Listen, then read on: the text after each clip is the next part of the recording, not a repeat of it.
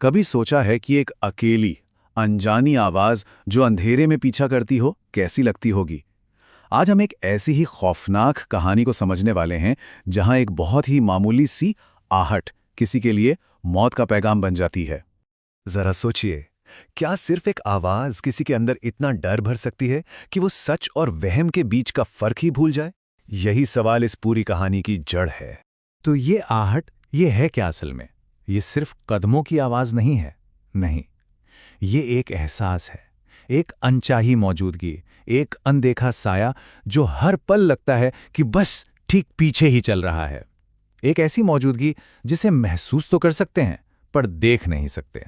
तो चलिए कहानी की शुरुआत करते हैं भैरवपुर नाम के एक गुमनाम से गांव से, जहां इस डर ने पहली बार अपनी दस्तक दी थी। भैरवपुर, कल्पना कीजिए एक ऐसे वीरान गांव की जिसके ठीक बीचों बीच एक पुरानी मनहूस हवेली खड़ी है। गांव वाले कहते हैं कि सूरज ढलने के बाद उस हवेली के पास से गुजरना भी मौत को दावत देने जैसा है। वहां अजीब आहटें सुनाई देती हैं, जैसे कोई ठीक पीछे पीछे चल रहा हो। और यहीं हमारी कहानी में एंट्री होती है रीना की, जो अपने दोस्तों के साथ इस गांव में आई थी। वो खुद को बहुत बहादुर समझती थी और कहती थी, अरे मुझे किससे डर लगेगा, भूत वूत जैसी कोई चीज नहीं होती। और बस इसी अकड़ में वो शर्त लगाकर उस हवेली में अकेले कदम रख देती है।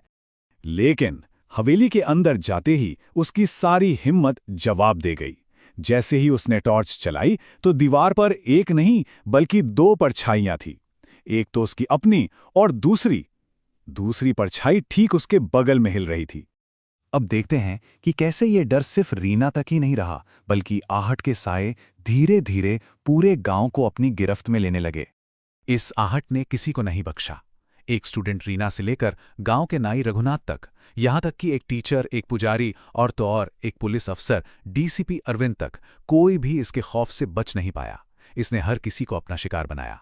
रघुनाथ, जो गांव का नाई था, एक रात तालाब के पास था जब उसके कानों में एक सर्द सी फुसफुसाहट गूंजी, तेरा समय आ गया है, तू बच नहीं पाएगा। इसके बाद गांव वालों ने रघु को बस पागलों की तरह बड़बड़ाते हुए ही देखा, आहट मुझे ले जाएगी, आहट मुझे ले जाएगी। और ये डरावना सिलसिला यहीं नहीं रुका। अनिरुद्ध, जो एक पढ़ा लिखा स्कूल मास्टर था और इन बातों पर बिल्कुल यकीन नहीं करता था, उसे भी हवेली के पास वही शब्द सुनाई दिए, तू बच नहीं पाएगा। जब गांव के पुजारी मोहन ने हवेली में पूजा करके इस आत्मा को शांत करने की कोशिश की, तो उनके सामने दीवार पर खून से लिखा एक संदेश उभार आया, आहट से बचना नामुमकिन है। अब यह साफ था कि ये कोई वहम नहीं बल्कि कोई शैतानी ताकत थी। जब डर हद से ज्यादा बढ़ गया तो कुछ लोगों ने इसका सामना करने का फैसला किया। तो अब कहानी उस मोड़ पर आती है जहां हवेली के राज को खोलने की कोशिश शुरू होती है। रीना, जो अब तक उस खौफ में जी रही थी, उसने तय किया कि वो इस डर के आगे घुटने नहीं टेकेगी। उसने हिम्मत जुटाई और मास्टर अनिरुद्ध और पुलिस अधिकारी अरविंद के साथ मिलकर इस रहस्य की तह तक जाने की ठान ली। उनका प्लान बहुत सीधा और उतना ही खतरनाक था। एक टीम बनाना, हवेली के उस रहस्यमयी तहखाने में उतरना और जो भी चीज वहां है उसका सामना करना। और अब कहानी अपने सबसे रोमांचक और खौफनाक मोड़ पर पहुंचती है, तहखाने में कैद उस सच की ओर जो कई सालों से बाहर आने का इंतजार कर रहा था। आधी रात के सन्नाटे में टीम हवेली में दाखिल हुई। उन्होंने एक पुराने जंग लगे लोहे के दरवाजे को धक्का दिया और उसके खुलते ही एक अंधेरी बदबूदार सीढ़ी सामने आई, जो न जाने कहां नीचे जा रही थी।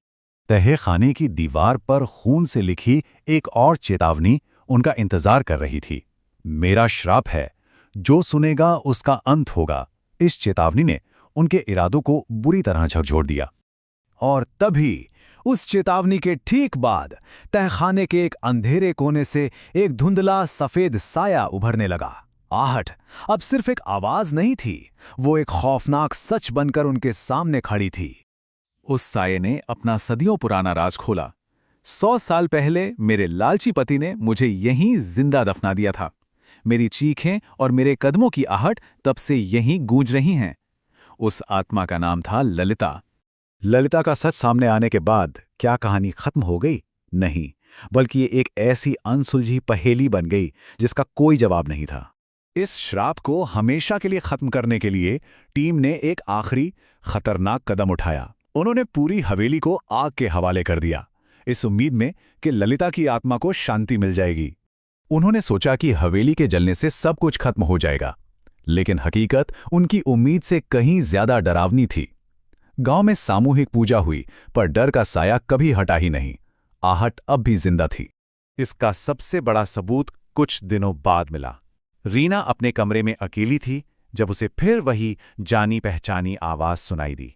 कमरे के कोने से आते हुए धीमे हल्के कदमों की आहट। वो वापस आ चुकी थी। और ये कहानी हमें इस आखिरी खौफनाक सवाल के साथ छोड़ जाती है कि अगर आहट सुनाई नहीं दे रही तो क्या इसका मतलब ये है कि वो वहां नहीं है, या वो बस और ज्यादा करीब आने का इंतजार कर रही है।